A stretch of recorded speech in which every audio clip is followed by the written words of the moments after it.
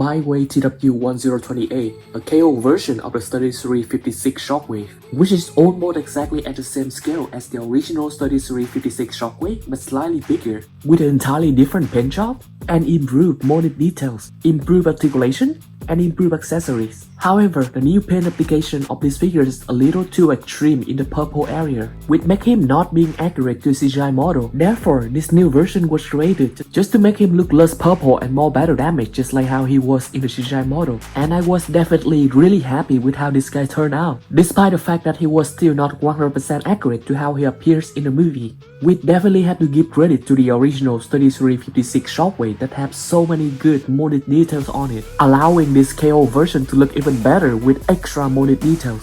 These KO Shockwave figures will look glorious next to most of the Studio Series figures and all of the Voyager Optimus Prime figures on the market. And here's how BAIWEI TW1028, the KO version of the 3356 Shockwave.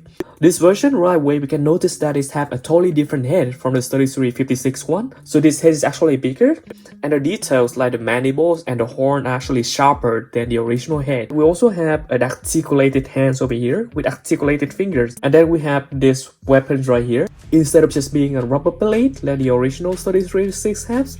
So those are actually the winning factor for why I purchased these figures, despite the fact that I already bought the original 3356 one years ago. Let's take him closer to look at all of these details. So right away you can see that this head is bigger and sharper in comparison to the original head, and I really liked it, especially for those sharp horns right here. You can see that the overall colors of this figure is pretty consistent. It's basically just have more silver and black colors painted throughout, with a little of rusty weathering effects. When we go to the arm region, we see that those pieces, they actually got added on to the bicep to make the bicep look even thicker, and it's more accurate to the CGI model. And as we look at the chest region, look at all of those molded details. We have to give credit to the original 3356 one. The detail looks just so good. It's such a good step up in comparison to the Voyager class Shockwave that we get from the Dark of the Moon movie in 2011.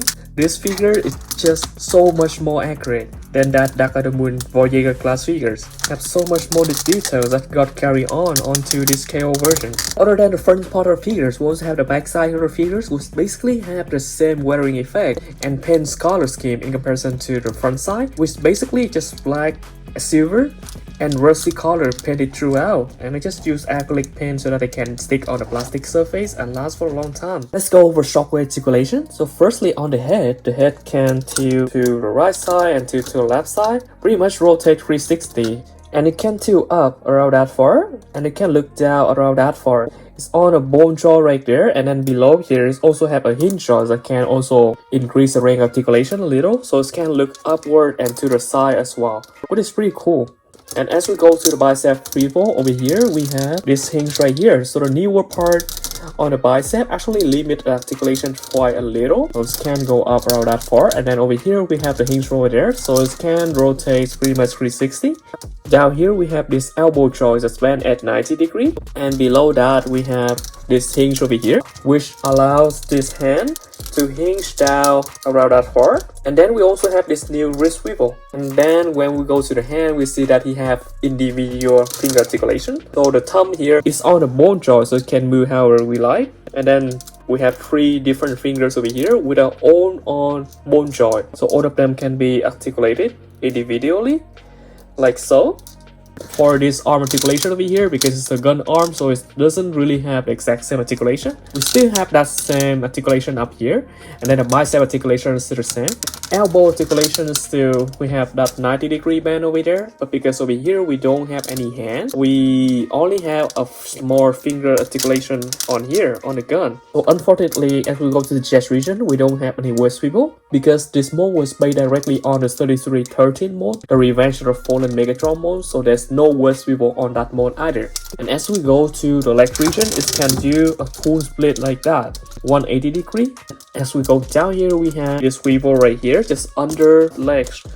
And then we have, look at this knee joint. The knee joint is basically more than 90 degree, and it looks fairly natural as well.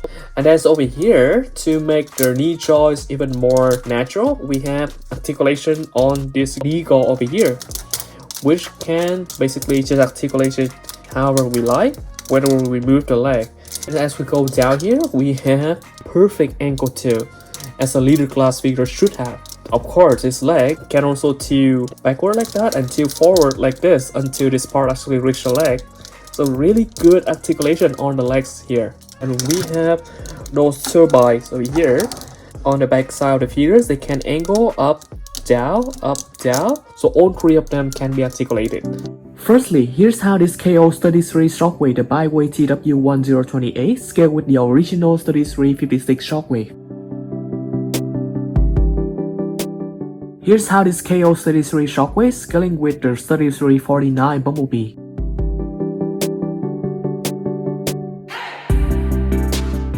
Here's how the KO Shockwave is standing next to the study series number 71 Dino.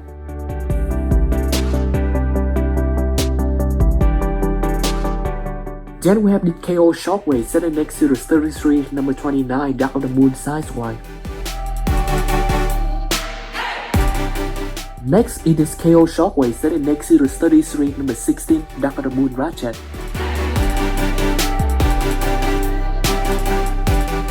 Here we have the first member of the Dark of the Moon Wreckers, study series Leadfoot, standing next to this KO Shockwave.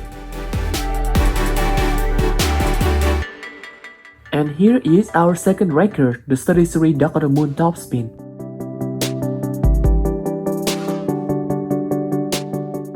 Next we have the last member of the Dark of the Moon Wrecker, the study series Roadbuster.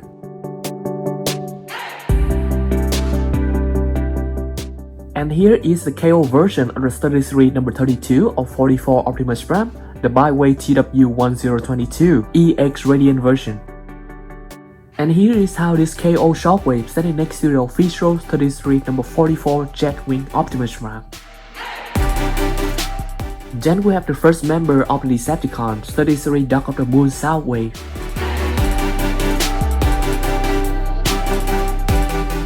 Next, we have this KO Shockwave standing next to the study series number 28 Barricade.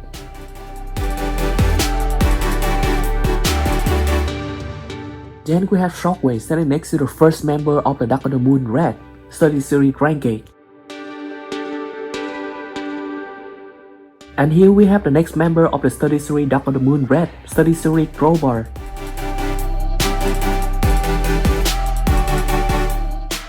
Here we have this KO Shockwave standing next to the Revenge of the Fallen version of Starstream, study series number 21.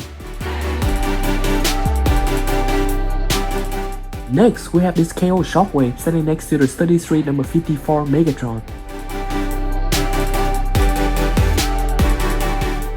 Then we have one of the most iconic characters from the Dark of the Moon movie, the study series number 61 Sentinel Prime. And here is how this KO Shockwave is scaling with the whole Autobot team from the Dark of the Moon movie. They all look so good together, especially between this KO Shockwave and the Jetwing Optimus Prime.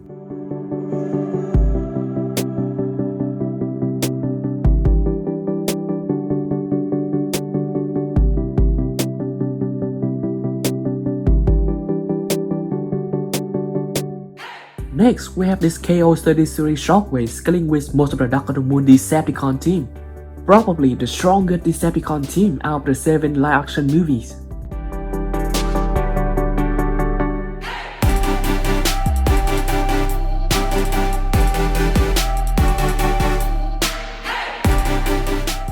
And lastly, we have this KO study series Shockwave standing next to all of the Decepticon and Autobot team from the Dark of the Moon movie. The study series line is definitely one of the most incredible line that allow us to collect this many figures from the same movie, with most of them being surprisingly accurate to the movie despite their small size.